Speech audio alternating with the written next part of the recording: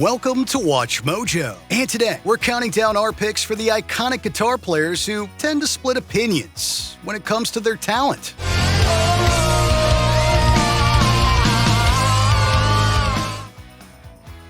Number 10, Angus Young.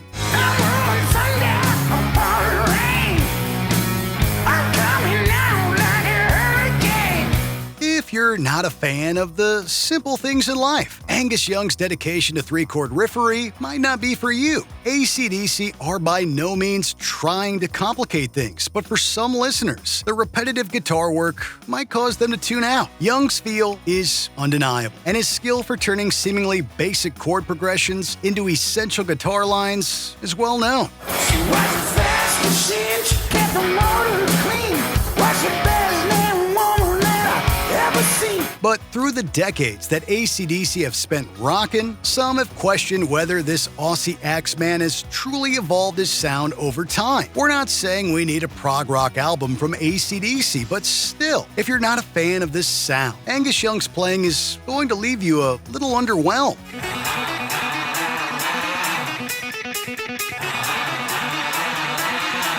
Number 9, Yngwie Malmsteen.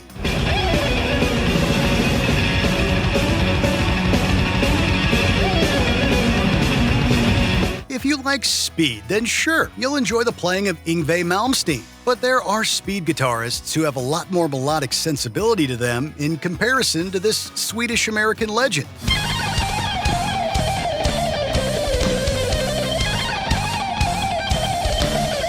Sure, he can pick a lot faster than you can, but there are many players who feel that Malmsteen's style of playing is overindulgent and lacking in real substance beyond the incredible dexterity. Those who love him point out his pinpoint accuracy and clean tone, but if you're looking for more from your guitarists, having issues with Yngwie is pretty common.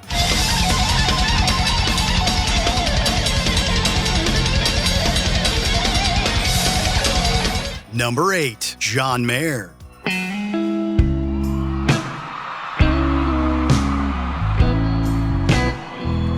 John Mayer is a pretty impressive guitarist, but the general consensus is that his music is far too sappy for him to have any chance at achieving the blues guitar god status he's craving. Mayer lacks all of the edge that made the blues man of old so attractive. Your body's a wonderland.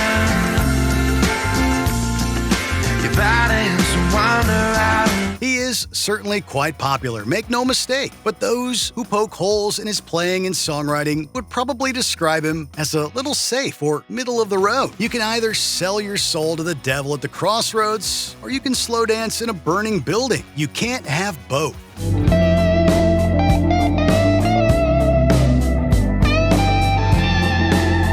Number 7, Herman Li.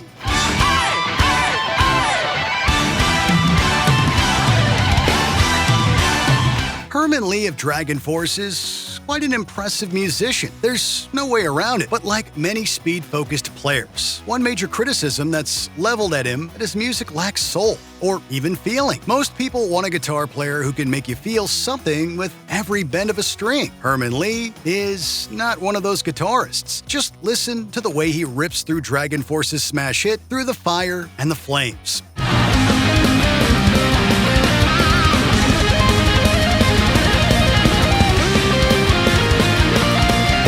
He's aiming for something that's almost the total opposite of what most guitarists strive for. His playing is fast, furious, and totally relentless. But those things also make it hard for many music fans to enjoy his work. 1, 2,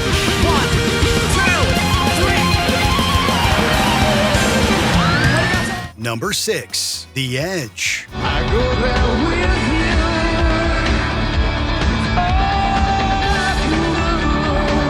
One of the major questions that guitar players and music lovers have is whether the Edge could actually play well without his vast array of pedals and audio effects. Well, there's more than enough evidence through the U2 catalog that he's a very good player when it's all stripped away, and that he's an innovator in the realm of guitar sounds. But his reputation as the guy who relies too much on his toys has been set in stone for decades now. Look, she's slipping. A mere mention of the Edge's name in a discussion of guitar players will likely spark some pretty strong opinions. Obviously, being associated with Bono doesn't help either, but the Edge is definitely a divisive one. There's no doubt about it.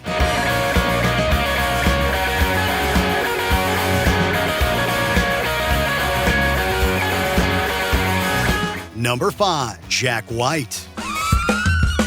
My veins are blue and connected, and every single bone in my brain is electric. Jack White took the blues aesthetic and modernized it through his work with the White Stripes, the Raconteurs, and, of course, his solo catalog. But for some guitarists, his biggest crime is that he tends to play a little sloppily at the worst of times.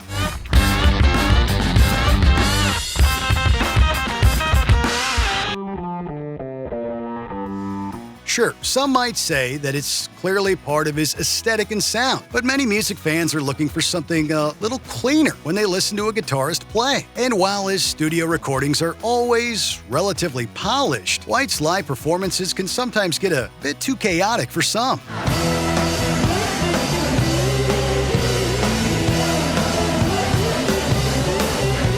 Number 4. Synyster Gates.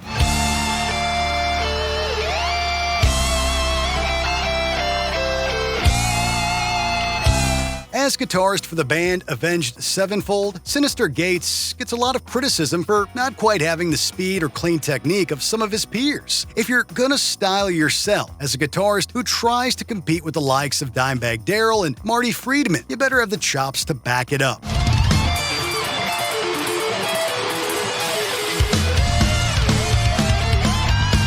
And for Gates, his tone often comes under fire, and some think he's biting off more than he can chew with his playing. He's certainly not a bad guitarist, but a lot of players will say that Synyster Gates is a small fish in a sea of sharks.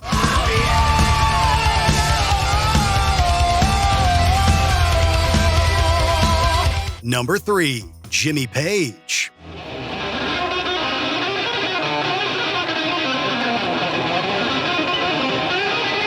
Jimmy Page is a true guitar god, an icon of the instrument who is responsible for some of the greatest riffs and solos to ever grace the genre. But one common criticism leveled at the Led Zeppelin guitarist is that his playing was incredibly sloppy at times, especially when he may have had a few too many before a gig.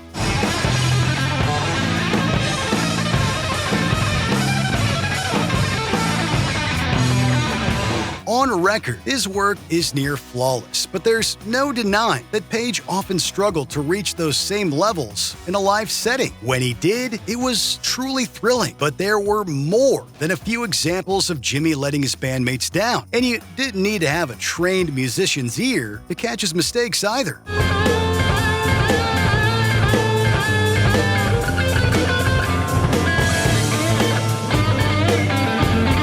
Number 2. Kirk Hammett.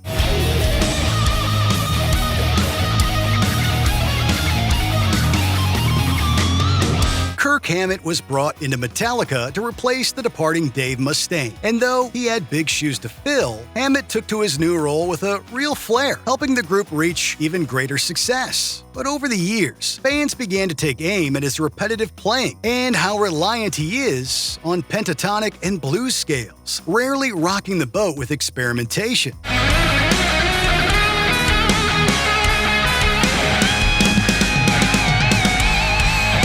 Look, nobody needs Metallica to reinvent the wheel, but when you've heard a few Kirk Hammett solos or riffs, he's not going to surprise you much more after that. A good or even great guitarist, but in many people's eyes, a limited player.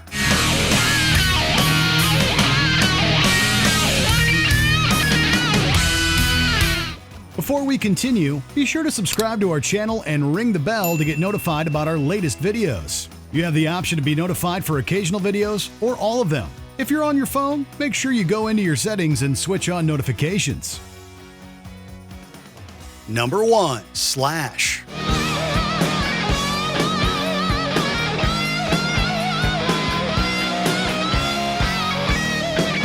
Slash is always going to divide opinion. No man can get away with wearing a hat that big and expect to please everyone. But to be fair to his critics, Slash's predictable playing has led to a career that is pretty short on variety. In other words, he tends to stick to what he knows, rarely breaking out into anything out of the ordinary or expected.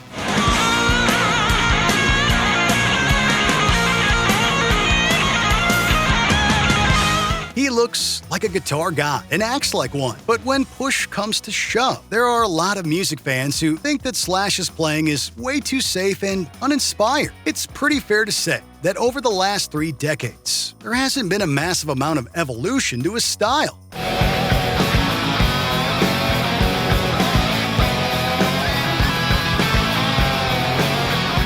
Did we miss out on any other divisive guitarists that you can't help but feel are a little overrated? Let us know in the comments section below.